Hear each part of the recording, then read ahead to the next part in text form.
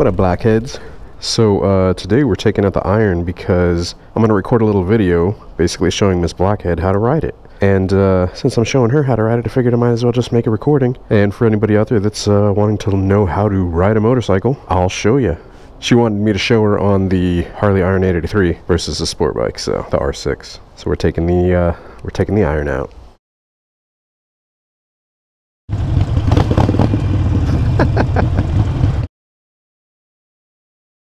Oh, what is this parking lot?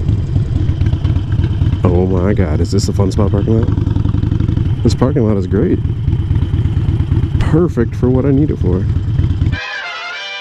Alright, so the wind is blowing a little bit, so hopefully there's not too much wind noise on the mic and all that stuff. We are in the parking lot of Fun Spot.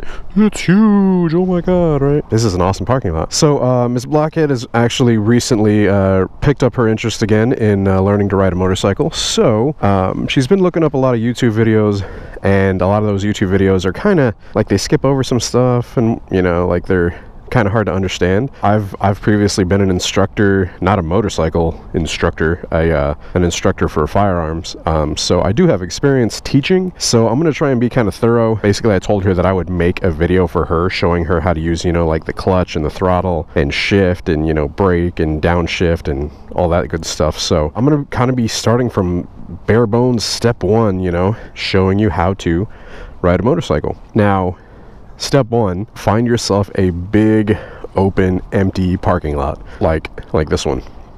If you can get one with a really awesome backdrop like this with roller coasters, that's even better, but it's not required.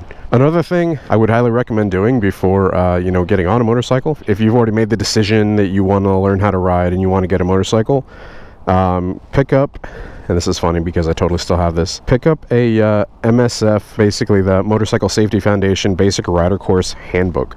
So the Rider Handbook. And this goes over like everything that you need to know. It doesn't really make sense kind of at first whenever you're just looking at it, but I mean, it's got pretty much everything you need to know. I'm not going to be going crazy in depth over here, like all talking about all the different kinds of bikes and stuff, but if you want to pause the screen right there, that's, you know, a bunch of different kinds of bikes. You've got, you know, primary controls, which we're going to be going over those. We're going to be going over the gearshift lever, the clutch lever, the throttle, front brake, rear brake, basically everything you see here. So you've got the speedometer, which on the Sportster, this is, by the way, a Harley Davidson Iron 883 Sportster that I've done a lot of stuff to. It's a 2013. The speedometer traditionally will be right here front and center, but I have relocated mine, so you've got a speedometer. Your tachometer, like I said, this bike doesn't have one. You can add one, but I choose not to because I can listen to the engine. You've got your kill switch, or your engine cutoff switch, or run switch for that matter. So basically this switch right here. And then you've got your starter, which is this button right here. It's not going to do anything unless you have this one basically on. So the process of starting it, we'll go over that. You've got your mirrors. Any street legal bike should have mirrors. These are mounted below because if they're mounted up top, my arms and shoulders tend to get in the way, so I mounted them down below and I can see perfect with them. You've got your front brake, which is this lever right here. Your front brake is going to be responsible for 70% of your stopping power, so that is going to be like your main brake, right? But you do want to use them together. You've got your throttle, which is on your right side. And in order to use your throttle, you're going to want to basically pull back on it, which causes the engine to rev higher. And you're going to be using that in relationship to your clutch lever and your clutch. So you do also on the right side, you have your rear brake, which is right here. Your rear brake is going to be responsible for your rear brakes, obviously your rear tire. That's going to be 30% of your stopping power. You also have your foot pegs, which your feet are going to go onto whenever you get on the bike, right? So if you're on the bike, right? So I've got one there, I've got one there.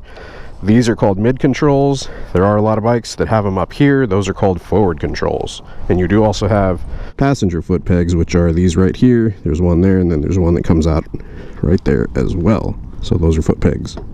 You have your gearshift lever, which is right here. This is what you're going to use to press down and up to shift through your gears. You're going to do basically from neutral, one down into first, and then you're going to pull up through neutral into second, and then third, and then fourth, and then fifth. So it has 5 gears.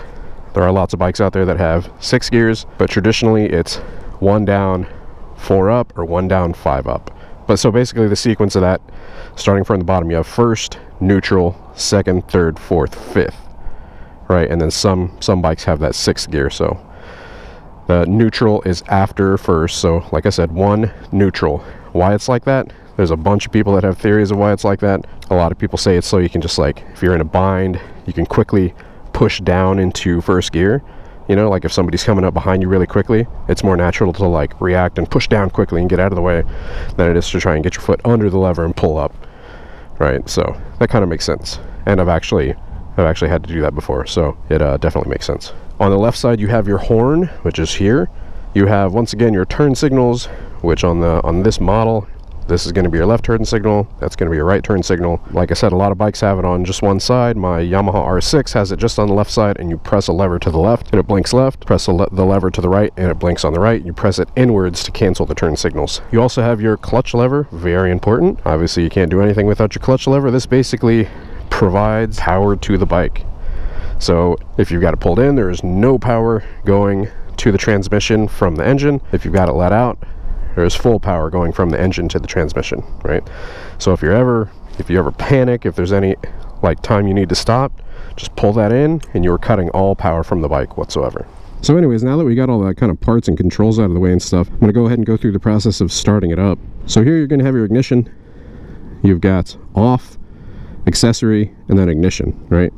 It's kind of basically just like a car, right? So off is there, accessory is gonna turn power onto the bike, right? So there's power on, as you can see by that being illuminated. And then one more is basically going to be sending power to the ignition. So you can see that here. Most bikes, whenever they're in neutral, do have a neutral indicator. Little oil light is on just because it's on until you start it. It's reading like oil pressure. So yeah, basically the process of it is put the key in, turn it to ignition. You're going to get on the bike from the left hand side, right? So you're going to want to swing your leg over. Traditionally what I do, hand on handlebar right here. Swing your leg over. This hand on, I always usually pull the brake just so the bike doesn't roll anywhere, you know, just in case it is in neutral. You can kind of push forward, pull brake. So yeah, just to show you guys that again. And you can actually put hand on brake first if you want. So, right, lean over, hands on handlebars, leg up, over, sit on, and then bring it upright until it's centered right there, right? So it's not going anywhere. You've got it nice, balanced, centered up. You can pull the handlebars. These are the handlebars. This is a top clamp. These are indicator lights, or a lot of people call them dummy lights as well. So you're going to pull that up until you're nice and centered, find your balance, keep it right there, right? So you've got the key in the ignition, you've got it turned on. You're going to hit your, basically your kill switch or your run switch to run, and you're going to hear the fuel pump start up. All right. Usually I wait for the check engine light to turn off. Each bike is different, once again, so you might not have that. At this point, you're going to hold in the starter, right? So hold it in, and it's going to start up.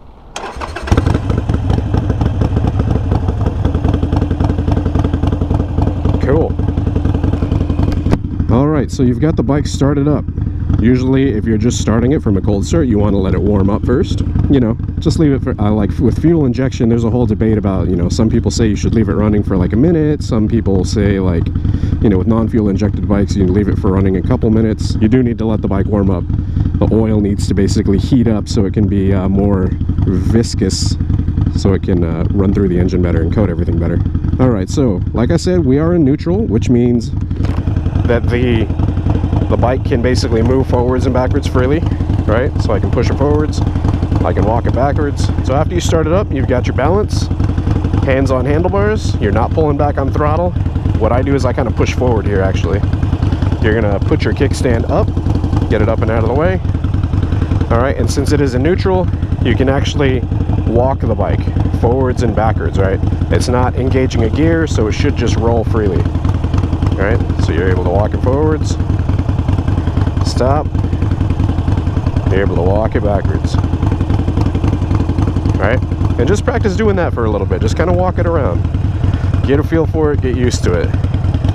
You can kind of turn it a little bit if you want, get a feel for turning the handlebars, walk it backwards, turn it, get a feel for doing that, because you're going to be doing that a lot with a bike. You want to get used to that. All right, so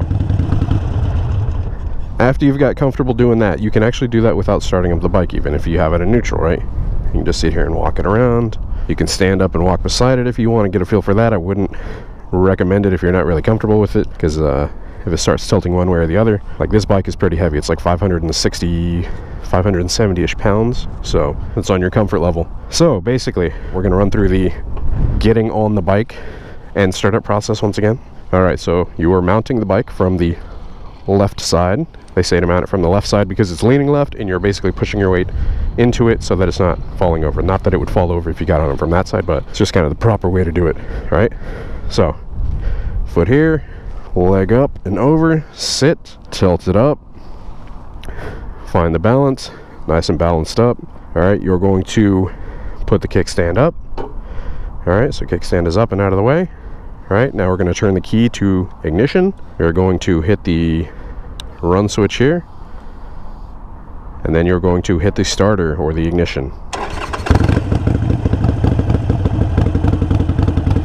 So that's the starting sequence. All right, so now we're going to work on learning the clutch.